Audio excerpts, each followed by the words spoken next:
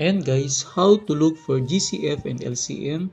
GCF is greatest common factor and LCM is least common multiple. So paano kukunin itong 8, 10? So idaan natin sa ladder method or ladderized method. 8, ilaladder natin. So simplify na natin ng 2. Pwede ang 2. 8 divided by 2, that is 4. 10 divided by 2, that is 5.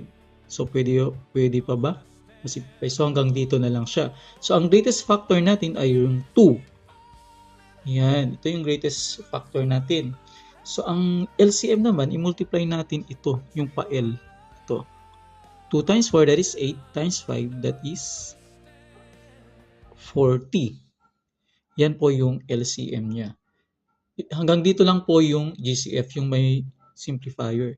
So, ang least common multiple, i-multiply lang natin ito. 2 times 4 times 5 is 40.